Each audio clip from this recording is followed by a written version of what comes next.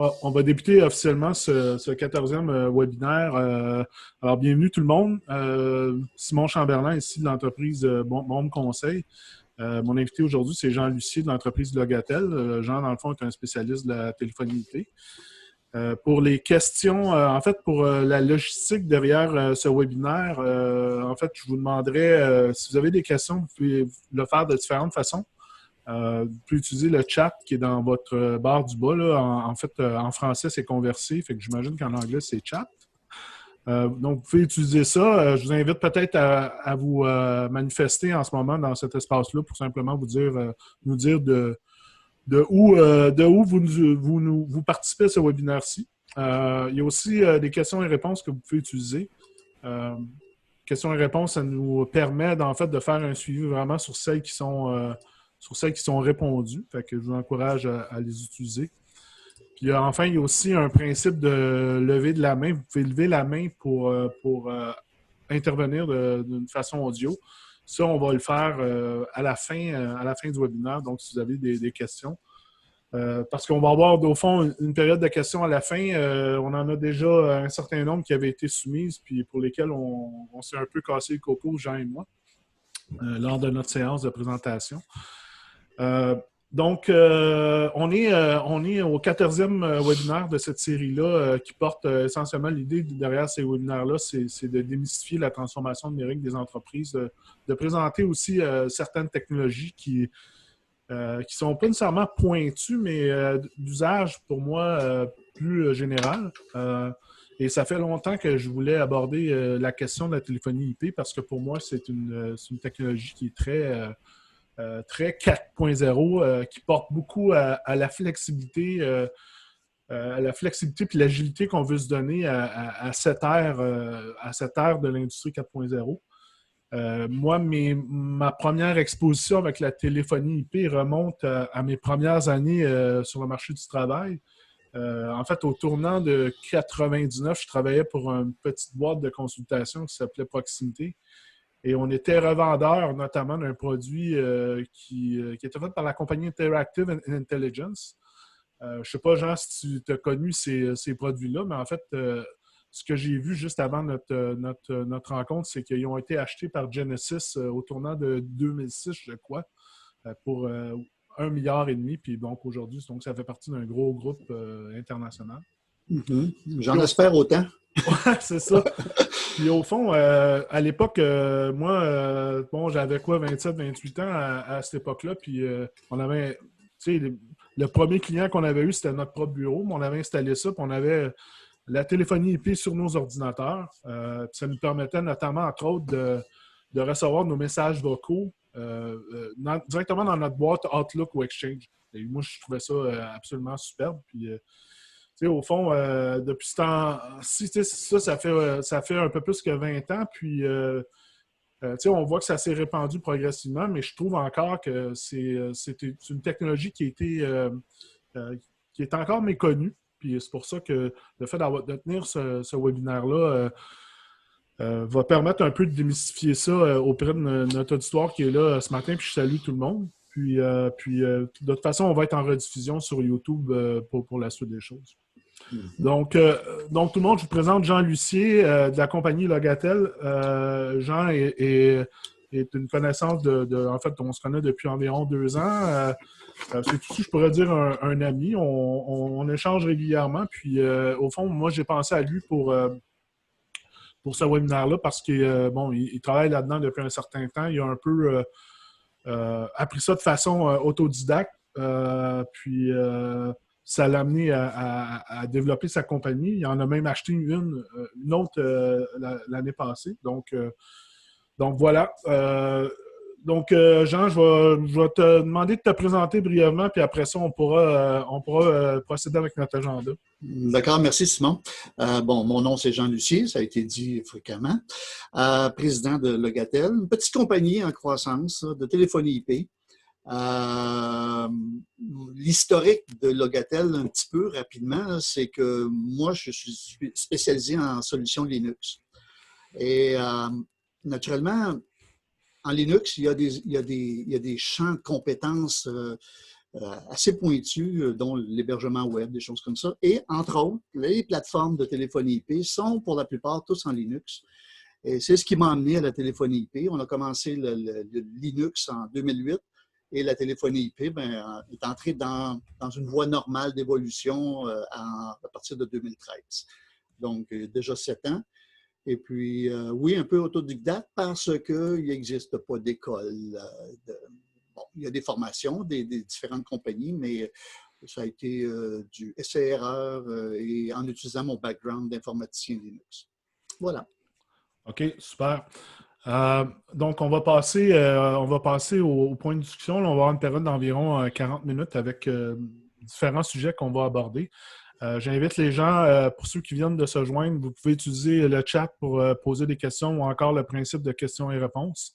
Ou encore, vous pouvez utiliser le lever de la main, mais ça va être plus à la fin pour la période de questions. Première question, en fait, Jean, c'est la téléphonie IP, c'est quoi exactement? La téléphonie IP, en réalité, c'est de la téléphonie informatisée. On peut résumer ça comme ça. On devrait oublier un petit peu l'aspect Internet parce que ça peut se passer à l'intérieur d'un bureau aussi. Il peut y avoir des lignes conventionnelles qui sortent, qui rentrent. Mais couplé à l'Internet, là, ça a amené plein de possibilités, dont de la téléphonie cloud où il n'y a pas d'infrastructure locale. Donc, informatiser sa téléphonie pour avoir tous les outils de gestion à portée de la main. Là. Il n'y a pas besoin d'équipement vraiment extraordinaire pour faire des conférences, des choses comme ça. Donc, c'est de la téléphonie informatisée. Moi, je résumerais ça comme ça. OK, super. Deuxième point, on voulait parler au fond des problèmes fréquents qui se présentent avec la téléphonie IP, puis les façons, en fait, les solutions qui existent pour mitiger ou pour gérer ces problèmes-là. C'est un point qui sort beaucoup, c'est la fiabilité du service puis la redondance. Il peut y avoir des pannes, à quel point on doit aller vers la redondance. Fait que toi, un peu, qu'est-ce qui existe? C'est quoi tes réflexions par rapport à ça, par rapport aux besoins de fiabilité puis, en fait, aux solutions de redondance? Pour nous, il est très important de sonder le client chez qui on va installer la téléphonie IP. La question est toujours, bon, voulez-vous un plan pour les pannes électriques? Voulez-vous un plan pour les pannes Internet? Il y a des gens qui disent, regarde, nous, quand il manque d'électricité, on s'en va tous chez nous. C'est pas compliqué, il n'y a plus de lumière, on ne voit plus rien. Mais il y en a d'autres pour qui ça doit continuer de fonctionner. Là. Nous, on a eu des clients en sécurité. Il faut que les choses continuent à fonctionner. Il y a plusieurs stratégies disponibles. C'est pas vrai qu'on laisse les clients sans téléphonie lorsqu'il y a une panne électrique ou une panne d'Internet. Naturellement, il faut prendre des mesures en conséquence. Donc, la fiabilité du service va un peu dépendre. C'est un peu comme une assurance. On pense toujours qu'on n'en a pas besoin, mais la personne, l'entreprise qui va s'assurer de suivre nos conseils pour avoir un minimum de services. Il y a du basculement vers cellulaire, il y a du basculement vers des applications sur cellulaire, sur tablette. Il y a toutes sortes de choses. Là. Même au niveau de l'Internet, des fois, les gens vont me dire « Oui, mais si j'ai une panne d'Internet, oui, OK. Bon, ça peut arriver. Il y a des basculements sur le mobile aussi possibles. Ça ne donnera pas un service pour 30 téléphones, mais il y a des moyens. Il existe des solutions. C'est à l'entrepreneur de parler avec son fournisseur de services Internet et de dire « Oui, mais moi, je veux ci ». Et à partir de là, il y a des solutions, c'est certain. Pour ce qui est des pannes de courant, je voudrais souligner quelque chose. Nous, on a été longtemps à dire aux gens, premièrement, à recommander Vidéotron. Ce n'est pas un parti pris, c'était qu'il y avait à l'époque la meilleure technologie. On leur disait, c'est pas compliqué, on met tout ça sur batterie, hein, toute la chaîne qui amène l'Internet jusqu'au téléphone, incluant le téléphone PoE qui s'allume avec un commutateur électrique. Pour s'apercevoir un jour que Vidéotron, lorsqu'il y a une panne électrique, après une demi-heure, que tu sois sur batterie, génératrice ou un réacteur nucléaire, il ferme l'Internet, carrément. Okay. Donc, c'est quelque chose à considérer. Là. Il y a beaucoup de compagnies qui sont équipées avec des génératrices, peuvent continuer à fonctionner, mais votre Internet ne marchera pas après une demi-heure. Par contre, Bell, on doit dire que Bell Fibre to Home, là, je ne sais pas comment on peut traduire ça en français, le fibre à la maison, fibre à l'intérieur, jusqu'à l'intérieur de la bâtisse, eux, ils ne manquent jamais. Vraiment, on a même fait le changement ici au bureau là, OK. pour perdre. Mais il faut quand même que ton routeur il soit sur batterie. Là. C'est Ouais, ça, c'est ça. il faut se donner une capacité électrique qui va permettre de durer le temps qu'on veut. Ça OK. peut être batterie, ça peut être génératrice, mais il existe des solutions là, à ce niveau-là. Il y a des différences de qualité là, dans les fournisseurs Internet. Puis on avait parlé aussi, tu sais, dans les. Bon, là, on a couvert rapidement le basculement là, quand tu as une panne électrique, quand tu as une panne Internet. Tu sais, tu peux aller sur le mobile ou avec un autre fournisseur. Tu sais, quand une usine tombe complètement en panne, disons que tu as un centre d'appel dans une usine, puis elle tombe complètement en panne, tu sais, tu m'avais parlé d'un basculement avec des numéros alternatifs. Oui, ben, en fait, c'est ça. Il y a plusieurs stratégies possibles. En fait, il y a même des choses qui sont capables d'être faites, là. Quand il y a un volume assez élevé, on peut conserver un numéro de ligne sèche régulière, celle de Bell là, qui est dans le mur, là, qui n'a pas besoin d'avoir un téléphone électrique. OK. Bon, ça, c'est possible. À ce moment-là, tout est redirigé vers là, pas de problème. La réceptionniste, les employés peuvent avoir des cellulaires. Ça peut être un basculement vers les cellulaires automatiques.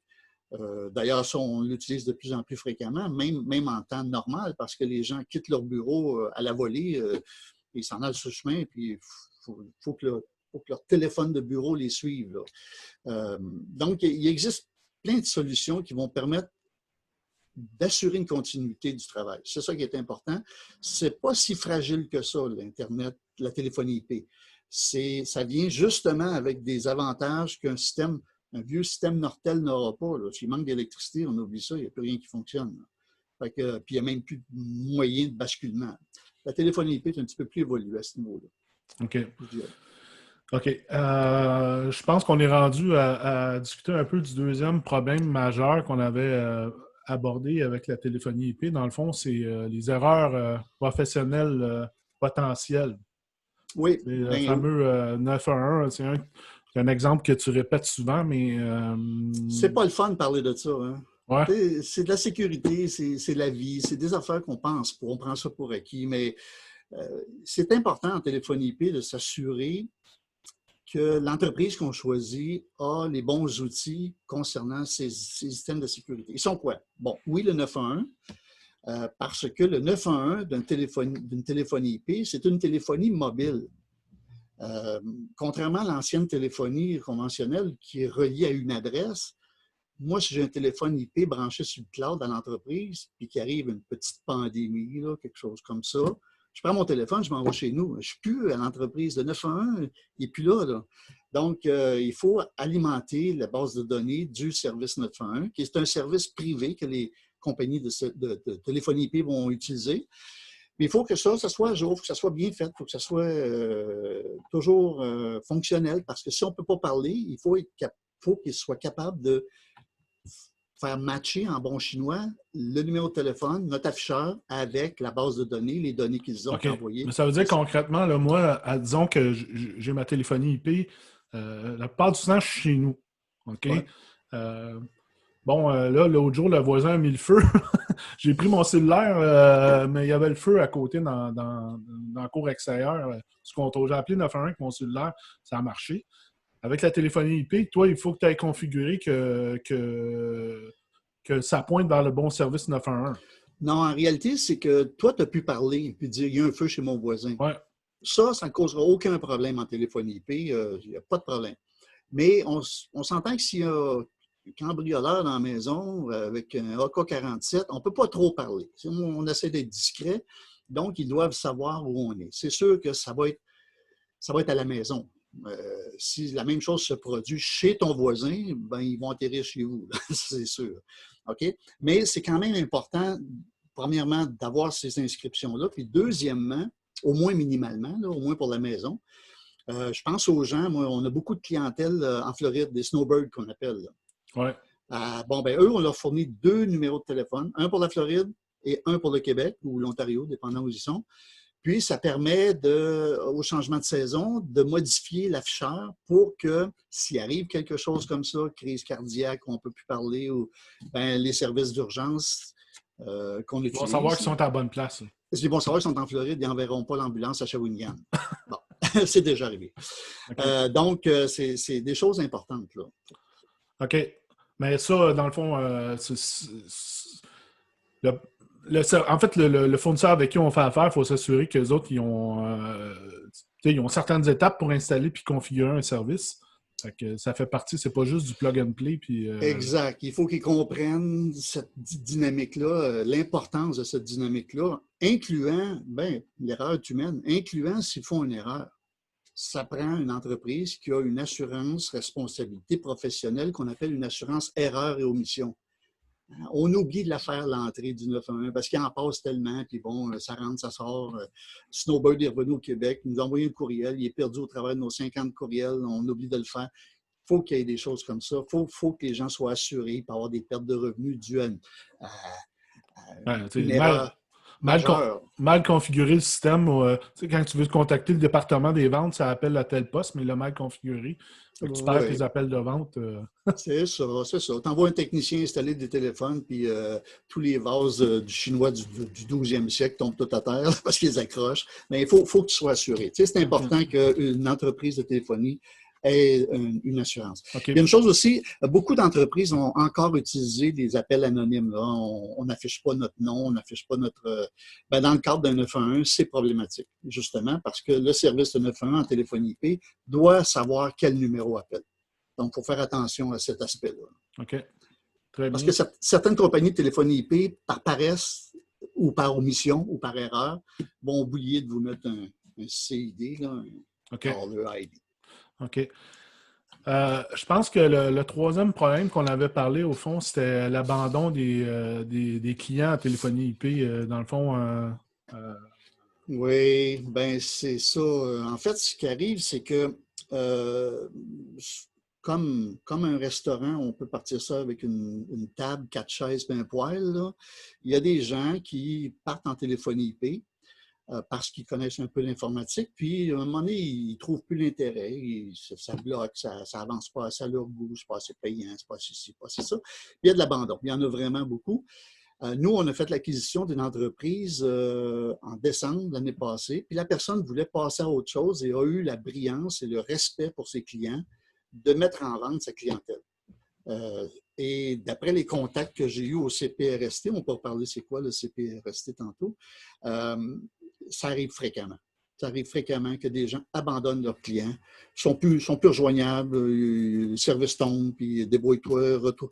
Un numéro de téléphone, c'est ta porte d'entrée des clients sur le public. Ils continuent d'opérer, ils continuent de facturer, mais ils se foutent un peu de leurs clients. Ils peuvent se fouter de leurs clients, puis ils peuvent carrément les abandonner dans le sens où ça a besoin d'alimentation, tous ces services-là, les compagnies de téléphonie IP ont des fournisseurs aussi, donc il faut les alimenter.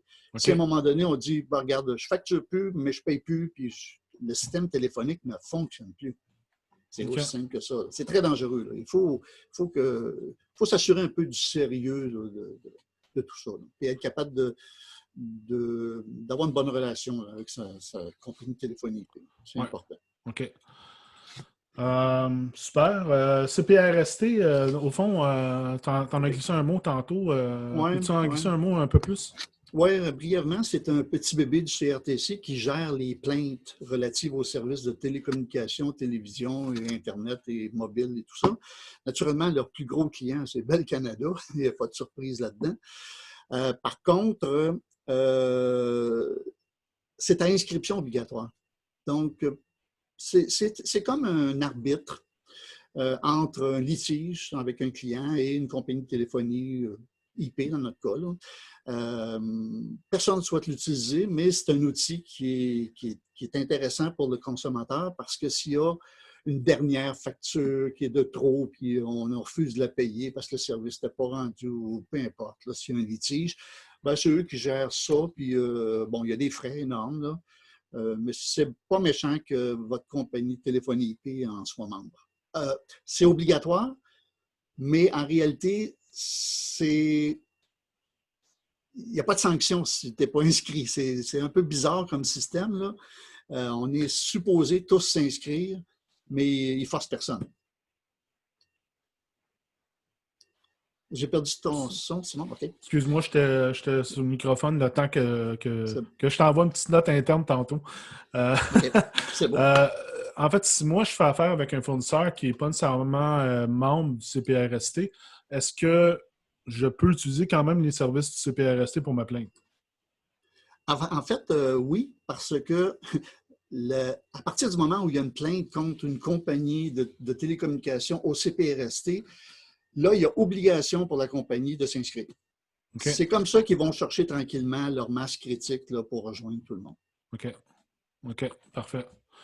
OK. Très bien. Fait on va poursuivre avec le point suivant, puis j'invite les gens n'hésitez pas à poser vos questions là, dans le chat ou dans les questions et réponses. D'ailleurs, on a reçu une question de Mme Bilodeau là, par rapport à l'intégration des CRM et de la téléphonie IP. On va couvrir ça à la toute fin. On avait d'ailleurs des questions de M. Veilleux autour de ça, on va parler de tout ça un peu vers la fin. Le deuxième point, Jean, qu'on voulait discuter un peu, c'est télétravail. Oui. Télétravail versus téléphonie IP, là, on est dans une période un peu particulière qu'on n'a jamais vécue. C'est une pandémie et en l'espace de 2 semaines, il y a je ne sais pas combien de milliers, en fait de centaines de milliers de travailleurs au Québec qui se sont retrouvés en télétravail. Certains à travailler sur leur cellulaire, téléphone fixe ou d'autres qui étaient déjà configurés en téléphonie IP. Mm-hmm. Qu'est-ce que tu as à dire par rapport au télétravail et à la téléphonie IP?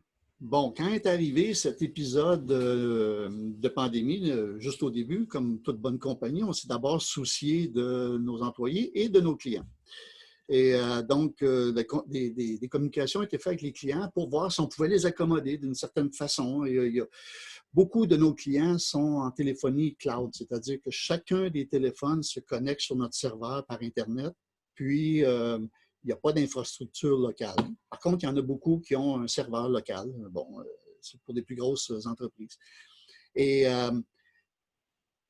on leur offrait des services, là, des conseils. Des fois, les gens ne savent même pas qu'ils peuvent apporter leur téléphone chez eux. Là. Puis, bon, en fin de compte, on s'est aperçu qu'en téléphonie IP cloud, pour des 1 à 8 téléphones là, qui sont dans des entreprises de cet ordre-là, il n'y a eu aucun changement pour leur fonctionnement. Les gens comprenaient très bien qu'ils pouvaient apporter leur téléphone chez eux. Il y en a plusieurs qui ont préféré faire des transferts sur des cellulaires, ce qui est correct. On parlera du piège du cellulaire par la suite, là. Mais ça s'est tellement bien déroulé, là. La téléphonie IP, c'est adapté à ça, là. Nous, on a des clients qui travaillent à partir du Maroc, du Mexique. On a des clients qui sont allés passer 2 mois en Russie. Et tout ce qu'ils avaient besoin, c'est de se trouver une connexion Internet, là. Le téléphone, qu'il soit sur une application mobile, sur un cellulaire, ou un téléphone de bureau avec un cordon puis un câble, tout ça se transporte partout sur la Terre où il y a de l'Internet. Il y a pas de, c'est pas géolocalisé du tout, du tout. Donc, le télétravail, c'est presque normal là, pour la téléphonie IP. Okay, donc, en fait, c'est pensé pour ça. C'est pensé pour ça, puis en réalité, c'est la longueur du câble qui change. Quand on est dans un bureau, on est à 12 pieds de chacun d'une personne à l'autre, 3-4 mètres, puis bon, le câble n'est pas long. Et là, on passe par dehors, puis on s'en va chez nous, puis bon, on est encore, on est encore sur Internet. L'important, c'est de l'Internet, c'est de la téléphonie par Internet. Donc, si on a une connexion Internet, ça fonctionne très bien. Moi, j'ai toujours pu travailler, traîner mon bureau, mon téléphone de bureau, que je sois en Floride ou en République dominicaine ou n'importe où. C'est très, très, très, très facile. OK. Tu parlais un peu plus tôt, tu parlais du piège du cellulaire. Oui, ben c'est ça. C'est que là, nous, on offre des solutions, mais beaucoup de gens, des nouveaux entrepreneurs, des petits entrepreneurs vont commencer à travailler avec leur cellulaire. Là, on l'a vu un peu aussi par défaut, là, avec le télétravail, des appels transférés. Ce que ça fait, ça, par exemple, c'est que pour l'appel entrant, c'est pas un problème, là. Le client ne sait pas trop où il appelle. Lui, d'abord que quelqu'un réponde, là. Mais quand nous, on a besoin de rappeler le client, par exemple, on s'entend qu'on vient de donner notre numéro de cellulaire. On n'est plus la business, on n'est plus l'entreprise qui appelle, on est le propriétaire du cellulaire. Si le cellulaire appartient à l'entreprise, est intégré au système PBX, Bon, il n'y a pas de problème parce que ça se gère. Là. Ouais. On voit ça fréquemment, puis on propose des solutions à ça. C'est justement de laisser les appels entrants dirigés vers un cellulaire, mais d'installer une application qu'on appelle un softphone, une application téléphonique. Il y en a plusieurs, Zorper, Bria, Wave, bon, il y en a plein d'autres, qui, dans le fond, reproduit un deuxième cellulaire à l'intérieur du cellulaire de la personne, puis qui lui permet de simuler, si on veut, son téléphone de bureau.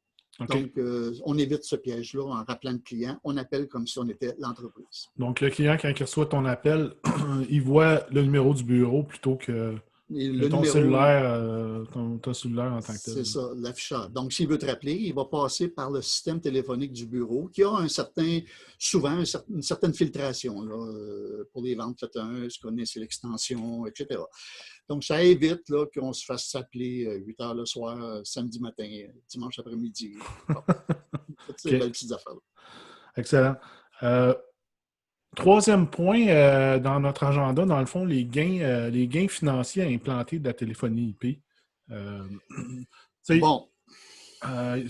C'est un sujet sensible dans le sens que, il y a... Ben, pour moi, là, en fait, c'est parce que c'est tellement abordable versus la téléphonie traditionnelle que pour moi, il y a un gain direct là, mais il y a plus que ça. Oui. En fait, moi-même, j'ai été illusionné par ça au début parce que c'était toujours 50, à peu près, là, toujours à peu près 50% de rabais en ayant plus de fonctionnalités, en ayant un vrai système informatique de gestion des appels. Okay. Dans quelques cas où les gens vont, parce que c'est quand même des ordinateurs là, ou des applications à mettre à jour, c'est la téléphonie IP. Dans quelques cas où les gens utilisent des téléphones comme des bibelots, en mettre partout, là, ou à des endroits inutiles, ça pourrait ne pas être avantageux si on a, par exemple, une ligne de Vidéotron qui est splittée sur 6 téléphones, puis quand ça sonne, les 6 sonnent, tout le monde se regarde, c'est qui va prendre l'appel. Dans ces cas-là, je ne suis pas certain qu'il va y avoir une diminution des coûts. Par contre, une entreprise où il y a un système téléphonique, où il y a 5, 6, 7, 8, 10 lignes en cascade pour recevoir 5, 6, 7, 8, 10 appels simultanés, oui, là, on arrive à quelque chose où ça va diminuer assurément 50% des coûts. Mais plus que ça, c'est la productivité qui est importante. On a, avec le temps, conservé cet aspect de promotion-là. Oui, ça coûte moins cher, mais l'idée, c'est vraiment d'augmenter la productivité pour que les appels ne se perdent pas, les communications avec les clients ne se perdent pas, et puis qu'il y ait un suivi de fait sur, justement, l'expérience client. Et ça a donné des résultats à toutes les places où on l'a fait. Ça, c'est certain. Productivité. OK, parce qu'il y a des places où, en fait, je sais que tu m'avais déjà parlé de l'exemple du poste de réceptionniste qui est un peu d'une autre époque, là, mais qui avait été en fait, suite à l'implantation d'un système de téléphonie IP, il n'y avait plus besoin d'avoir une personne là. Et pourtant, cette entreprise-là a quand même sauvé 325 $ à peu près de téléphonie par mois. Okay. Donc, c'était l'aspect d'entrée. Écoutez, un édifice à bureau à la Chine, une compagnie d'investigation, la porte d'en avant, là, le voisin de palier, c'était une compagnie de téléphonie IP. Elle a fait une soumission qui avait comme pas d'allure, là, 13 000 $ pour 20 téléphones, un système téléphonique comme ça. Nous, on est arrivé avec des prix pas mal plus raisonnables et on a décidé d'y aller avec nous. Donc, oui, en premier, le propriétaire avait des objectifs très précis, très, très précis. Il savait que ça ne marchait pas, sa téléphonie. La personne à la réception, naturellement, comme ça arrive souvent, passait 80% de son temps à simplement transférer les appels. Bon, avec ce que certaines personnes n'aiment pas, mais ce qui est vraiment nécessaire dans une entreprise, là, bienvenue chez VCS Investigation. Si vous êtes client, faites-le 1, bon, etc. Là, tout un menu interactif. Ça a fait que les gens appelaient directement les extensions des personnes qui voulaient rejoindre, là, surtout s'ils appellent 3 fois dans la journée. Donc, éventuellement, la personne a fini par quitter son emploi et n'a jamais été remplacée. Donc, en plus de sauver 350 $ par mois, il y a eu un emploi de moins dans l'entreprise. Dur à combler parce que tâche pas trop intéressante. Donc, la téléphonie IP, dans ce cas-ci, n'a même pas coûté de l'argent. Ils ont sauvé beaucoup d'argent. Ils ont sauvé beaucoup d'argent. Et surtout, le propriétaire, ce qu'il voulait chez VCS Investigation, c'est qu'il n'y ait plus d'excuses. Les gens sont très mobiles, partent sur la route, prennent pas leurs messages, ils les prennent quand ils reviennent au bureau le lendemain. C'était une urgence. Bon, il y avait toutes sortes de problématiques avec une bonne configuration, avec un suivi sur les cellulaires. Il y a toutes des fonctions, genre follow me, suivez-moi. Ça sonne au bureau, après ça sonne sur ton cellulaire, tu ne réponds pas parce que tu es occupé ou en train de conduire dans le trafic, ça retourne sur la boîte vocale de ton bureau, le message enregistré est envoyé par courriel, tu le reçois sur ton cellulaire, puis dès que tu trouves un stationnement, tu prends tes messages, il m'a laissé un message. Instantané. Le propriétaire a vraiment aimé ça. C'était fini de tomber dans les craques du plancher. Je ne l'ai pas vu, je suis revenu juste le lendemain. Productivité. OK. Ceci dit, quand même, on est dans un monde où tu as des contrats qui sont établis. Puis si exemple, moi j'ai signé avec un grand joueur qui a un contrat de je ne sais pas combien d'X années, je sais que ça a changé récemment, puis je ne suis pas un expert dans ce domaine-là, mais il y a des frais de résiliation, puis évidemment, il faut considérer ça dans la balance de l'économie. Si tu as encore 2 ans de contrat à résilier, peut-être que ça ne vaudra pas la peine de faire le switch tout de suite. Oui, exactement. Non, c'est très vrai. Ce genre de contrat-là ne devrait pas exister là, dans la vraie vie. Quand on fait un bon produit, on n'a pas besoin d'attacher les gens. Là, ils restent chez nous. Les changements ont été faits au niveau cellulaire, pas vraiment au niveau téléphonie d'entreprise. Donc, on peut signer un contrat de 10 ans et avoir 50 de pénalité pour le terme restant. Là, ça pourrait se faire. C'est pas moral. Là. OK? Je conseille toujours aux gens de ne pas embarquer dans ces choses-là. Nous, on n'en fait plus. On l'a fait au début. On a dit, bon, OK, on fait un contrat de 2 ans. Bon. On va-tu engager des avocats pour courir après le monde? C'est pas. Regarde, si l'entreprise ferme, là, on va-tu poursuivre pour le restant du contrat les propriétaires en faillite? Non, regarde, on ne fait pas ça. Là. Nous, okay. on a quand même un taux de rétention de pas loin de 98 %. OK. Bon, on n'a pas besoin de ça, mais effectivement, c'est entré dans la balance. Si on sauve 300$ par mois puis qu'on a 1200$ de pénalité, au bout de 4 mois, c'est payé. Il y a un retour sur l'investissement qui peut se faire à ce moment-là, puis il faut sortir la calculette puis calculer. OK. Jean, on a 2 questions de Louis Veilleux qui reviennent à notre histoire de la réceptionniste, là, dans le fond. Est-ce que c'est configurable pour nos clients? Exemple, le client aime lui passer par la réceptionniste et il est configuré comme cela. D'autres passent directement. Par la réceptionniste, d'autres passent. Tu comprends, c'est quelqu'un, lui... Oui, dans tous les systèmes, on a toujours l'option de, si vous connaissez le poste que vous voulez joindre, donc vous passez directement parce que vous signalez l'extension 100 et vous arrivez chez nous. Oui, c'est possible. Naturellement, ça dépend comment est organisée ça dépend comment est organisée l'entreprise, mais il y a des entreprises, moi je me souviens, on est entré à téléphoner dans un bureau d'avocat. Et quand on a suggéré un menu interactif d'accueil comme ça, on s'est fait dire non, les gens haïssent tellement les avocats, si en plus c'est pas une vraie personne qui leur répond, ça ne marchera pas.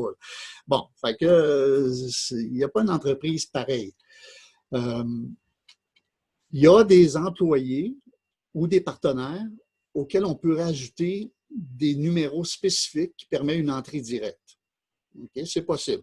Okay. Si, par exemple, dans une entreprise où ça doit aller, mettons, une ligne de dénonciation, justement, chez VCS Investigation, c'est ce qu'on a fait. La ligne de dénonciation, elle allait directement à la personne qui prend les dénonciations.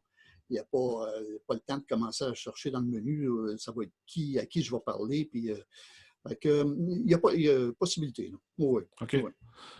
On avait une autre question de Louis. Peut-on centraliser la réception pour des multi-usines et cibler les collègues qui sont bilingues pour répondre à nos clients anglophones? Ben oui, absolument. La téléphonie IP, c'est une téléphonie de porte et où. Hein? C'est une téléphonie d'informatique. Donc, menu en anglais, menu en français. On peut même mettre des horaires aussi. Ce n'est pas centralisé, c'est-à-dire que un serveur, un système téléphonique peut avoir plusieurs usines, absolument. C'est vraiment possible.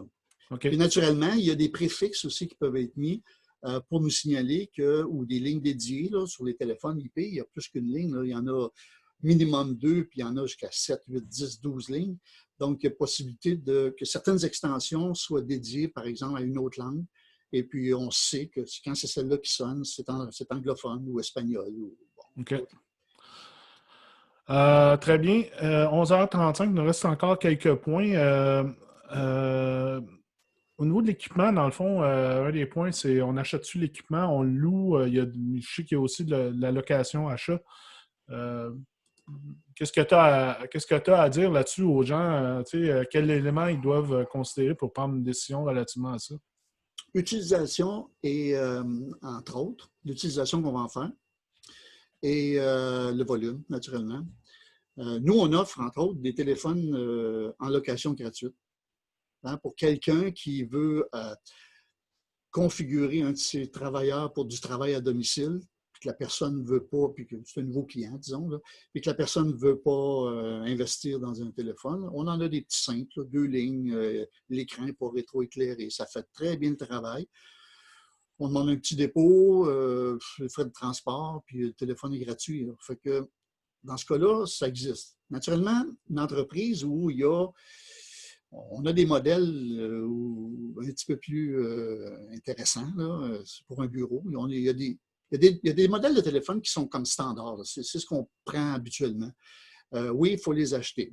Si on a, ça coûte 200, là, 200, 225. Si on en a 5 à acheter, c'est pas si pire. Si on en a 30 à acheter, ou 50, ou 100, peut-être que de la location bail serait un meilleur financement là, pour ce genre d'appareil-là. Il y a des compagnies comme Sterling, il y en a plein d'autres aussi qui sont spécialisées dans la location bail d'équipements informatiques. Okay. Ils n'ont pas besoin que ce soit un char, eux autres, même si c'est un ordinateur, une caisse enregistreuse, ça se fait très bien. C'est gros avantages. Hein? Il joue le rôle d'une compagnie qui finance. Oui, c'est ça. Puis en fait, c'est une location bail, c'est-à-dire que ton prix de paiement de tes équipements, c'est une dépense donc déductible à 100%. Puis à la fin, il y a un résiduel que tu payes, puis bon, ça passe comme si c'était une dépense. Okay. Pas nécessairement en équipement, en immobilisation. Donc, il y a des solutions. Petit, très petit, on prend du gratis, surtout quand c'est des tâches non spécialisées, juste faire des appels.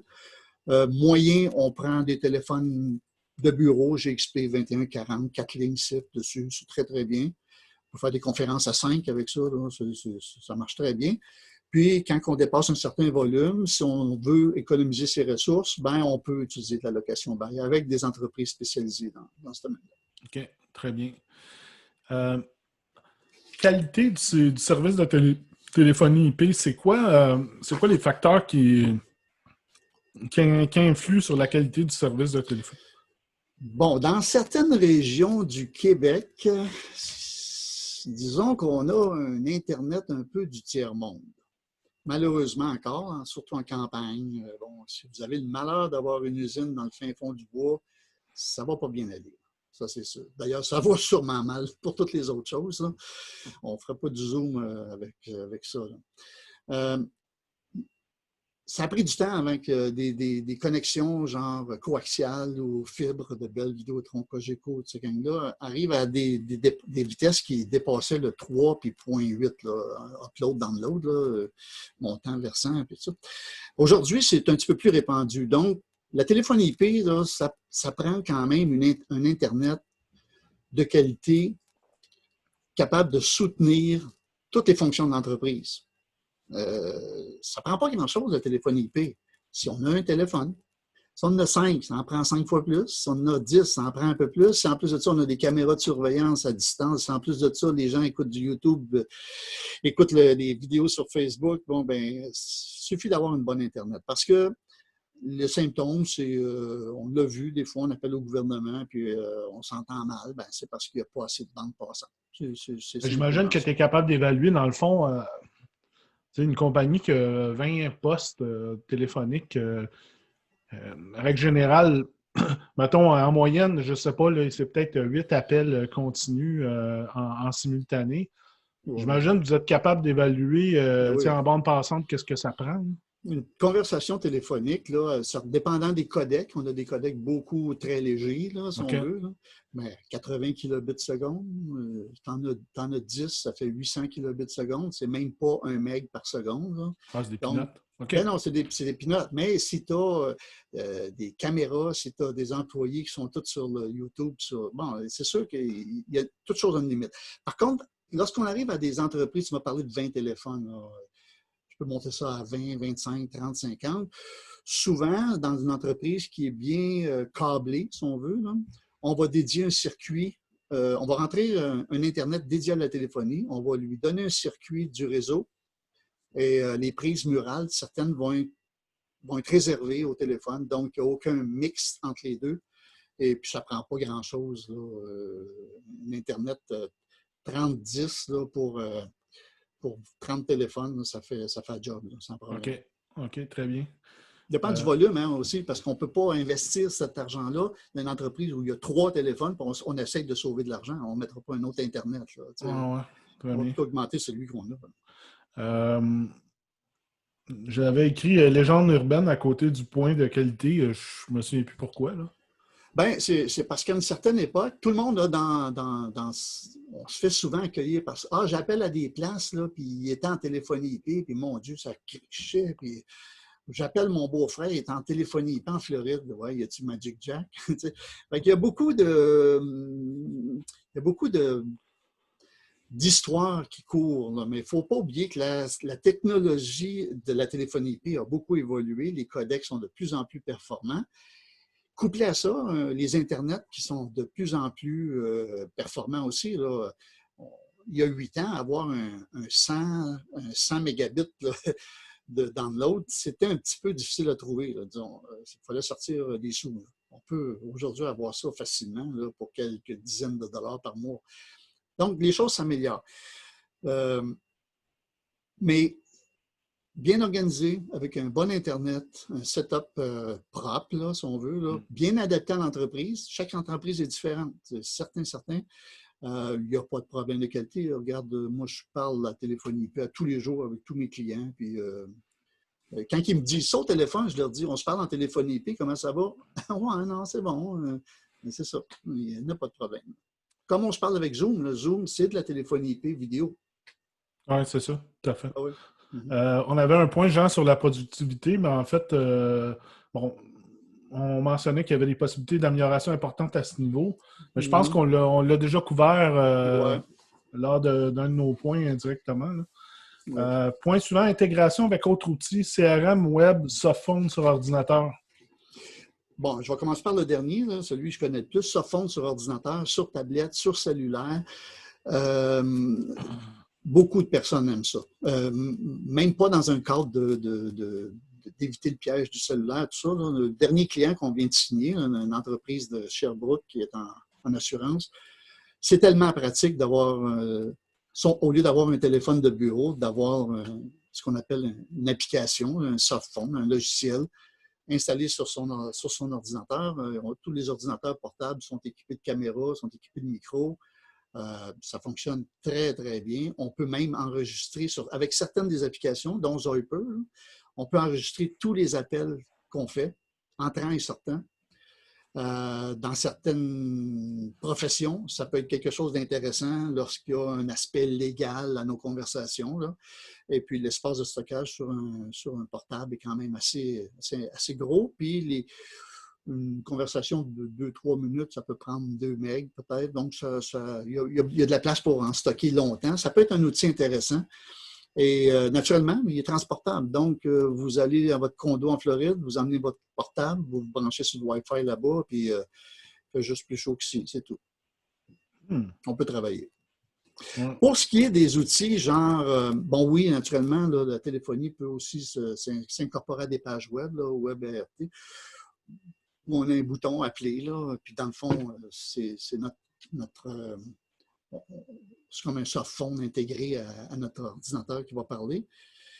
Fait que ça, c'est pourquoi? C'est pour des centres de service, mettons? En fait, il y a des logiciels, par exemple, je sais que dans les campagnes électorales, on va avoir des logiciels de gestion de campagne électorale où dans la fiche de l'électeur, si on veut, on a son numéro de téléphone, puis on a un bouton d'appeler parce que le softphone l'utilise. Là, OK. ouais, c'est tout intégré. Là. OK. C'est tout intégré. Ben, pour ce qui est, c'est un peu le même principe des CRM dans un sens. Moi, je ne suis pas un spécialiste des CRM, Ouais. mais on a certains systèmes qui sont très, très bien intégrés avec Zoho puis quelques-uns d'autres, vTiger, Sugar CRM. Là, Ouais, qui sont des systèmes open source à la base. Là. Oui, c'est ça. Mais ça, ils ont moi, des fonctions. Zoho est open source, mais ils ont quand même des versions payantes. Là. Ouais, c'est ça. Moi, je peux peut-être en glisser un mot parce que je fais, notamment dans la vraie vie, je fais de la sélection de systèmes CRM pour la PME, mais aussi de la sélection de systèmes ERP. Puis, j'ai fait, en fait, avec toutes ces bonnes questions-là qu'on a eues, notamment de Louis Veilleux, j'ai fait quelques recherches pour me renseigner un peu là-dessus puis voir les possibilités. Puis, ce que je dois dire, c'est que mon opinion là-dessus, c'est qu'on n'est pas encore rendu à un stade où il y a une pleine connectivité entre les CRM puis tous les systèmes de téléphonie. Il faut faire attention à quel type de systèmes sont ouverts. Je pense qu'on va aller progressivement vers une situation où il va y avoir des middleware qui vont faire office qui vont faire la transmission d'informations entre les deux. On le voit, moi, je ne le vois pas beaucoup chez les clients avec qui je travaille. Il n'y en a pas beaucoup qui demandent cette intégration-là entre les CRM et la téléphonie IP en ce moment. Pourquoi? Ben, en fait, il y en a beaucoup. Ils sont rendus à un stade de maturité où ils implantent un CRM, mais ils ne sont même pas encore rendus à téléphonie IP, ou des fois, c'est l'inverse. Ils ont un système de téléphonie IP, mais ils ne sont pas encore équipés d'un système CRM. Pour ce qui est des avantages d'implanter ce type de technologie-là, je dirais, moi, de mon point de vue, le plus grand avantage qu'une entreprise va tirer de l'intégration des systèmes de téléphonie IP à son CRM, c'est le point de vue de l'expérience client.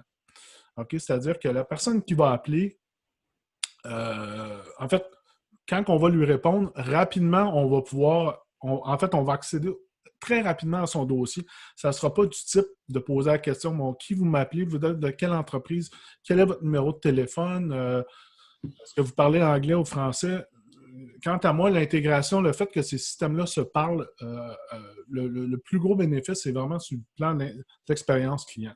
Donc, aller chercher de l'information très rapidement sur le client pour lui répondre efficacement puis ne pas le faire attendre pendant plusieurs minutes. L'autre avantage, je dirais, qui va être important pour l'entreprise, c'est plus d'un point de vue données de gestion interne à des fins d'amélioration. Le fait qu'on connecte un système de téléphonie à un CRM, on va avoir davantage d'informations sur le type d'appel qui rentre, sur combien de temps on passe au téléphone, combien de temps on fait attendre une personne avant de pouvoir lui répondre, combien de temps on prend pour lui répondre. Puis après ça, on peut aussi qualifier. L'avantage de ça, c'est que bon, on a ouvert un appel dans le CRM, on peut qualifier c'est quoi l'appel qui est rentré, puis produire des informations de gestion excessivement pertinentes là-dessus pour s'améliorer par la suite. Puis il ne faut pas oublier que la personne qui a répondu au téléphone ne va pas nécessairement être la même personne qui va répondre au prochain appel de ce client-là. Donc, le suivi est beaucoup plus facile. Là. Moi, c'est comme ça que je perçois un CRM. Là. On a une fiche client, puis elle est facilement accessible. Puis ce qui s'est dit avant, il laisse des traces. Là. C'est ça. Moi, beaucoup de compagnies ne sont pas au CRM encore. C'est malheureusement. Là, c'est ça. Moi, j'ai vu des cas d'une compagnie bon, j'étais là pour faire un plan numérique. Puis quand on fait des entrevues avec les gens, notamment pour voir les irritants sur leur processus actuel et leurs outils numériques, j'ai quelqu'un qui était en service à la clientèle qui me disait que, écoute, on a un cas d'un système, les clients appellent, ils ont un système où ils doivent rentrer très rapidement s'ils parlent français ou anglais, mais quand la personne répond, l'agent du service à la clientèle répond, elle ne sait pas ce choix-là. Fait qu'elle ne sait pas si elle doit répondre en anglais ou en français. Ben, c'est un peu... Ça, c'est en fait, vous allez dire c'est comme inacceptable. Oui. Ouais. Moi, ça peut aller encore plus loin que ça. On parle de CRM, là, mais même au niveau des téléphones, moi, je me souviens, je ne sais pas si les gens ont vu passer ça, Tohu Bohu Productions, c'est une compagnie de... Ils faisaient des spectacles pour enfants, là, assez très populaires, en tout cas. Ils ont fait une grosse faillite l'année passée, au mois de février. OK. Ils ont été clients chez nous pendant 6 ans. Et puis, au départ, ils ont commencé dans un appartement. C'était vraiment tout petit, mais il y avait 3 compagnies autour de la table. OK. Puis, avec 3-4 numéros de téléphone différents pour chacune des compagnies. Puis, on rajoute un préfixe devant le numéro de l'appelant qui dit justement, ben c'est la compagnie, il y a un A, mettons, qui appelle. Donc, on répond la bonne chose. Donc, les gens avaient l'information. La même chose peut se produire aussi avec du anglophone, du francophone. Il y a des petits outils qu'on peut rajouter, à l'appelant pour identifier vraiment des choses. Donc, oui, dans un CRM, on voit la fiche du client, puis « Hi, sir », on sait tout de suite. Wow. Mais même avec un téléphone ordinaire, on est capable de savoir qui nous appelle, quelle compagnie ils appellent, puis de répondre la bonne chose. Oui, c'est ça. Ouais. Il nous reste, le temps passe très vite, il nous reste 10 minutes. Puis avant de passer aux questions, j'aimerais ça juste dans l'intégration avec les autres outils, on avait parlé des alarmes, entre autres. Là. Oui. Bon, il y a 2 choses là, qui sont encore présentes naturellement dans les entreprises, les alarmes et les fax. Okay? Je pense qu'on doit aborder les fax. Il y a des gens, là, dès qu'on parle de fax, ils disent hey, j'utilise plus ça depuis des années, c'est fini. Là.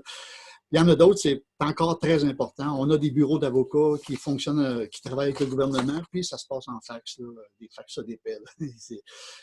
Bon, faut comprendre que ce sont souvent, on va prendre les fax, c'est un signal analogique d'une certaine époque, là, datant des années 90 et avant.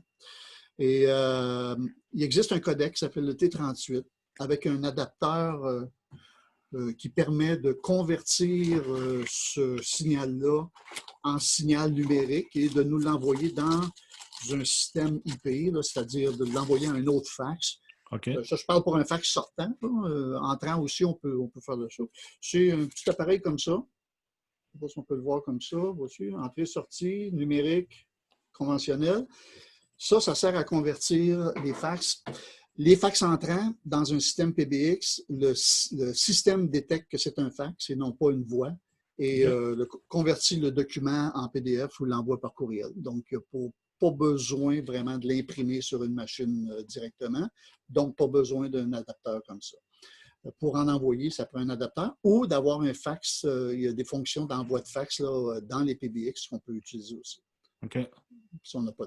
Pour ce qui est des systèmes d'alarme, ben, le système d'alarme, c'est aussi un système, les anciens, disons, là, qui se connecte sur une ligne de téléphone ordinaire et qui envoie un signal analogique, un peu comme celui des fax, pour avertir la centrale que bon, il y a une anomalie ou il y a une connexion, une déconnexion.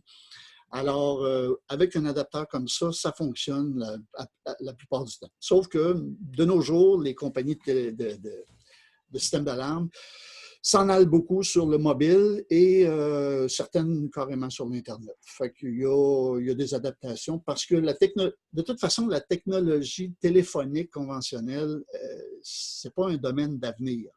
Ça va disparaître. Bon, il y en a encore. C'est pour ça qu'on ne change pas tant que ce n'est pas brisé, souvent, là, pour les compagnies d'alarme.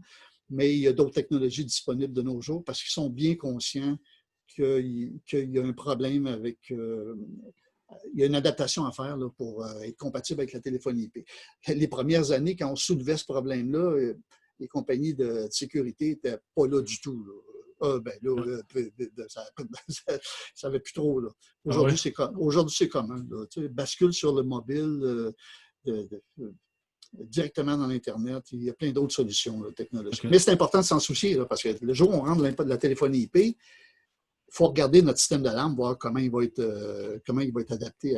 Oui, bien c'est ça. Ces systèmes-là, en fait, c'est une approche. Si tu remplaces un système dans une entreprise qui parle à d'autres systèmes, mais il faut que tu t'assures que ça reste en place. Exactement. C'est la responsabilité du client. Nous, on leur dit d'appeler leur compagnie d'alarme. Si la compagnie d'alarme a naturellement comprend pas trop dans le vocabulaire du client c'est quoi qu'il est en train d'installer là, ben, on leur demande de nous appeler, puis nous, on leur explique. Là. OK. On va passer à la période de questions. On avait certaines questions qui nous avaient été soumises d'avance et auxquelles on a déjà répondu, notamment l'intégration avec les CRM. Puis on avait cette excellente question de Louis Veilleux qui est relativement au système hybride. Dans le fond, je vais relire cette question-là. C'est est-ce qu'on peut avoir un système hybride IP et digital, voire même analogique? Il dit j'aime bien les nouvelles technologies, mais elles sont souvent moins robustes et ont toute une forte dépendance à l'Internet. Il dit nos entreprises ont toutes connu des ruptures d'Internet, poteaux cassés, verglas, etc. Nous avons bien 3 liens Internet, mais malgré cela, on a connu des heures sans Internet. J'aimerais bien avoir un plan B à l'IP. Bon, justement. On peut prendre ça étape par étape. L'Internet, quand ça tombe, on en a parlé tantôt, il y a des Internets plus fiables que d'autres. Il n'y aura aucun Internet fiable si le poteau est cassé devant chez eux. Là. Ça n'existe pas. Là. Mais l'histoire de Vidéotron versus la fibre de Bell, fibre qui va jusqu'à l'intérieur de la bâtisse, c'est très, très, très, très stable. On a vécu, nous autres, des épisodes répétés dans notre coin de panne électrique, puis ça nous a causé des problèmes. On est obligé de switcher sur d'autres systèmes. On avait, pendant un certain temps, 2 Internets au cas où. Puis on s'est aperçu que Bell ne flanche jamais. Donc, il y a moyen, là, en choisissant bien son fournisseur. Naturellement, il y a certaines places où il n'y a que Vidéotron ou Cogeco disponible, là, ou d'autres petites compagnies. Il faut vivre avec ça. Ensuite, il y a l'effet de basculement.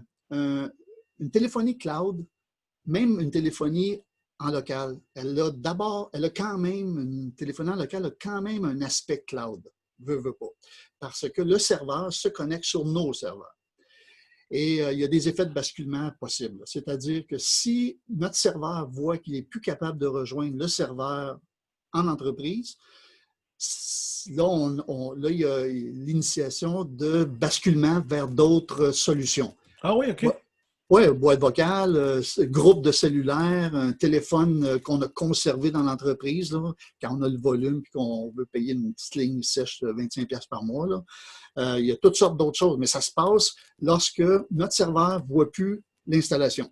Ça veut dire que si moi j'ai une installation locale, tu as installé le serveur localement, puis que mon serveur tombe en panne, en fait, qu'un serveur en cloud se rend compte que l'autre n'est plus en ligne, qu'il est off, il va basculer. OK? Exactement. Et même si tu installes, par exemple, une application sur ton cellulaire, OK?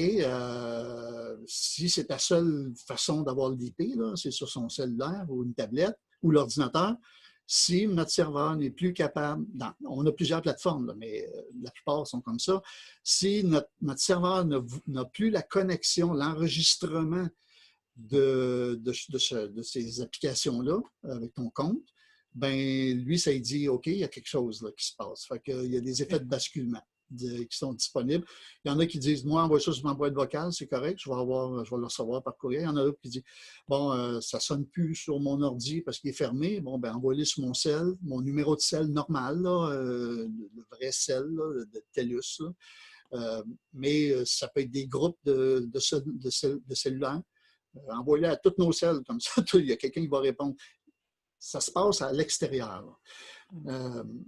Donc, oui, il y a des solutions, c'est sûr. Puis il faut juste en discuter pour savoir qui va être en charge, là. Qui va la prendre l'appel quand ça ne sera plus disponible. Là. Puis est-ce que quelqu'un va la prendre? Est-ce qu'on veut juste une boîte vocale? Est-ce qu'on veut, supposons qu'on a 2 usines, est-ce qu'on veut envoyer l'appel vers la 2e usine avec un préfixe? Ça va dire, bon, c'est l'usine A, l'appel était dédié à l'usine A, on est dans l'usine B, on répond comme si c'était... Bon, enfin, c'est de l'informatique, on peut rajouter un paquet de choses à toutes ces choses-là, dans des suites logiques.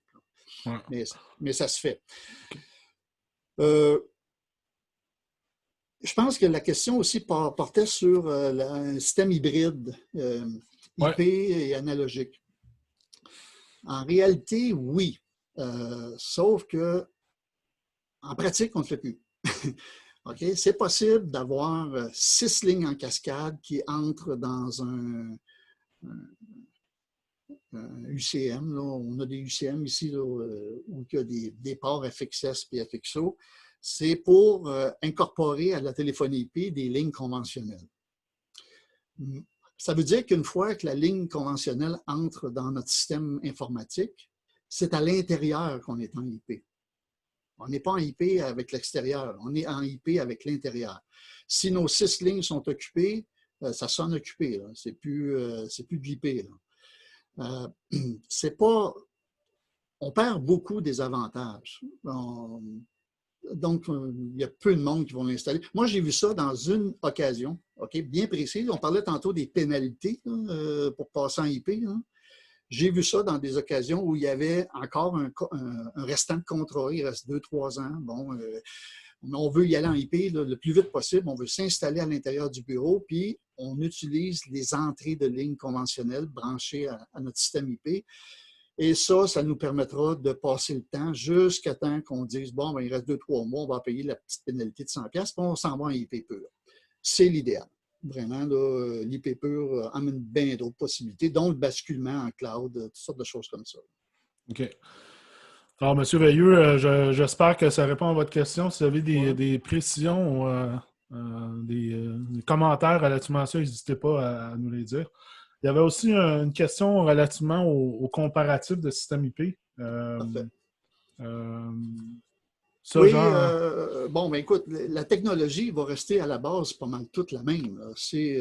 Tout ça, là, les systèmes de téléphonie IP, c'est parti d'Asterisk. Pas Astérique, là, Asterisk, qui est une plateforme qui a été développée il y a plusieurs dizaines d'années de gestion téléphonique. Okay? C'est à la base d'à peu près tous les systèmes téléphoniques. Après ça, bon, il y a l'interface, hein, naturellement. On va en mettre combien de boutons pour avoir des raccourcis pour les gens dans des serveurs PBX. Par exemple, on a un serveur PBX, nous, qui est autogérable. Okay? Pour certaines personnes, on va leur suggérer celui-là. Ils sont capables de rentrer dans leur PBX. C'est pareil comme s'ils avaient leur serveur, mais en cloud. Il n'y a rien en local. Puis on peut changer les transferts d'appels, on peut changer les messages de boîte vocale, on peut aller récupérer ces boîtes vocales, on peut aller récupérer les appels enregistrés, on peut bloquer des appels, on peut faire sonner des appareils supplémentaires dans des groupes de sonnerie. Les gens peuvent le gérer eux-mêmes. Donc, le système va être jugé sur la convivialité du système. Mais à la base, en dessous de tout ça, c'est toute la même chose. Ils font toutes les mêmes fonctions, ils font toutes les fonctions. Okay. Bon, après ça, ben là, lorsqu'on parle de téléphone, ben là, il y a différentes compagnies. Nous, on privilégie Grandstream. Okay? Il y a Yeelink, il y a Cisco, il y a Panasonic, il y en a plein, là, Polycom. Grandstream, pour nous, c'est le meilleur rapport qualité-prix. Okay. On en vend depuis 2013. On fait d'autres systèmes aussi, pas de problème. Mais c'est des appareils solides. La compagnie s'occupe bien de ces appareils, donc fait beaucoup de mises à jour régulièrement. Sortent de nouveaux produits régulièrement. Puis on a un bon historique, ça fait 7 ans, là, donc on est capable de juger sur le long terme. Ce n'est pas des appareils qui durent 1 an et demi, là, à moins d'exceptions, mais franchement, c'est bien. Donc, ça va dépendre de ça. Après ça, ben, il y a plusieurs plateformes de façade, là, si on veut, pour les PBX. Comme je disais, bon, ça dépend comment le menu est organisé, est-ce qu'il est autogérable facilement ou il faut toujours appeler la personne pour le faire. Il y en a qui ont des talents en informatique, il y en a d'autres qui n'ont moins. Fait que ça nous fait, nous, on sait, là, donc ça nous fait toujours plaisir là, de changer des réglages. Ça prend 2 secondes pour nous, puis l'expliquer au téléphone, ça prend 3/4 d'heure. OK. Mais je pense que peut-être que pour là, M. Veilleux, ce qu'il voulait, lui, c'est voir c'est quoi les technologies qui existent. Y a-t-il des études qui comparent? Moi, je regarderais peut-être du côté de Gartner ou Forrester. Souvent, ils en font notamment avec les systèmes ERP puis CRM puis plusieurs packages. Ouais. Je ne serais pas surpris qu'il y ait des études très poussées pour faut comprendre une chose, Simon, excuse-moi de t'interrompre, c'est que il y a un aspect qu'on n'a pas parlé, c'est les codecs. OK? Un peu comme la musique, là, les sons qu'on a, Wave, MP3, bon, les vidéos H264, bon, parce que c'est de plus en plus intégré à la téléphonie IP, là, la téléphonie vidéo. On en fait en ce moment, puis c'est disponible sur certains de nos téléphones aussi. Certains de nos téléphones ont comme écran une tablette Android. Tu peux installer Skype là-dessus, tu peux installer Zoom, tu peux installer ce que tu veux. Donc, les codecs, c'est une chose importante. Par exemple, le G729, qui est à peu près un des codecs les plus légers, je pense que c'est 10 kilobits seconde, c'est vraiment rien. Ça prend juste le processeur de l'appareil qui travaille un peu plus fort pour coder, décoder. Avec ça, là, on peut être sur le dial-up. OK. Bon, on peut être sur un Internet à piston d'une autre époque. Donc, ça dépend. Mais si on veut un beau son HD, on va prendre un codec un peu plus pesant. Nos cellulaires, ils ont le codec GSM. Il est disponible dans notre système. On utilise plus le PCMU par défaut. OK. Mais dans une entreprise où l'Internet serait plus chétif, puis on dépasse le 7, 8, 10 téléphones, puis il n'y a pas moyen d'augmenter, on va utiliser G729. C'est ce qu'on fait chez Unitech. Là, ça fonctionne très bien. Okay. Ça donne de quoi très, très léger sur le réseau. OK, très bien. Et, Jean, on a un peu dépassé notre temps, il est 12h05. On comprend qu'il y en a une couple qui sont partis parce que, bon... ouais, il faut aller dîner. Il faut aller dîner. Hein? Nous autres aussi, il faut aller dîner. Je vais peut-être juste laisser un 30 secondes pour les gens. Si vous avez des questions, des commentaires, manifestez-vous là, dans le chat ou dans les questions-réponses. N'hésitez pas. Je veux en préciser de toute façon que ce webinaire-là va être disponible en rediffusion, va être sur notre chaîne YouTube dans quelques semaines, le temps qu'on fasse le montage de tout ça. Puis on va aussi donner certains extraits. On va regarder ça à tête reposée puis voir les meilleurs moments, un peu les best-of. On va prendre peut-être un ou deux extraits pour diffuser ça. Fait que s'il n'y a pas de questions, on va mettre fin en fait au webinaire. Jean, je te remercie beaucoup de ta présence ce matin puis du temps aussi que ça a pris pour se préparer. Ça ne paraît pas, mais on a passé au moins 1 heure ensemble à discuter de tout ça, puis de la forme, puis des points à aborder. C'est un domaine quand même assez vaste. Ça couvre beaucoup d'aspects, si on veut. Puis je remercie, moi, les participants là, qui sont joints à nous. Vraiment, c'est le fun de voir que les gens s'y intéressent. Il faut se faire à l'idée, la téléphonie IP, ça va venir dans les entreprises. C'est assuré. Il suffit de savoir quand et comment. Et avec qui. Oui, c'est ça. Bon, super.